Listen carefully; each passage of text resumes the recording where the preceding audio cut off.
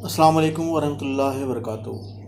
عرب ممالک میں جو کچھ ہو رہا ہے وہ اب کسی سے ڈھکا چھپا تو ہے نہیں، جیسے کہ وہاں جوئے خانے، شراب خانے اور دیگر انگریزوں کو سہولیات دینے کے لیے، انگریزوں سے مراد سبھی لوگ ہیں وہاں پہ۔ آپ لوگ سمجھ سکتے ہیں کہ ہم اکثر ہر گورے کو انگریز ہی کہتے ہیں، تو وہاں اس طرح کے لوگوں کو جو ان چیزوں کا شوق رکھتے ہیں، تمام سہولیات جو ہیں وہ سعودی عرب میں یا دبئی وغیرہ میں دی جا رہی ہیں، اور اسے روکنے والا کوئی نہیں، کیونکہ ٹھیک ہے وہاں ان کے اپنے قوانین ہیں، لیکن جہاں مسلمان آواز بلند کر سکتے ہیں ان چیزوں کے لیے، اس سلسلے میں کہ یہ چیزیں نہیں ہونی چاہیے، وہاں پر بھی اس طرح کے مولوی، جس طرح کے طارق مسعود صاحب کا بیان ابھی آیا کہ جنونی مسلمان اور دیگر باتیں جو انہوں نے کہیں، تو یہ وہ مولوی ہیں کہ جب ختم نبوت کا معاملہ ہو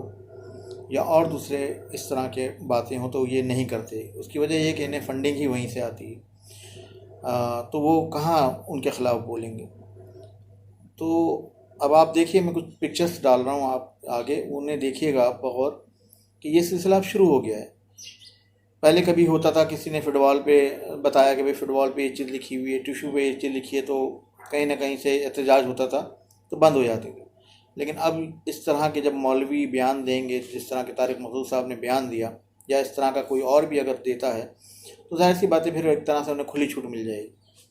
جیسا کہ ابھی حال ہی میں جو واقعہ ہوا، جج صاحب نے جو انہوں نے، صاحب تو خیر کہنا ہی بیکار ہے، جو انہوں نے ایک قانون پاس کیا، تو وہ قانون جو ہے سراسر غلط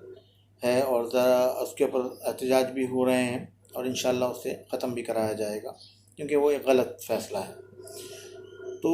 اس طرح کی چیزوں کو پروموٹ ہونے سے روکیں، اور جو اس کی حوصلہ افزائی کر رہے ہیں کسی اس طرح کے بہانوں سے، انہیں بھی تنقید کا نشانہ بنائیں کہ بھائی یہ جنونیت نہیں ہے،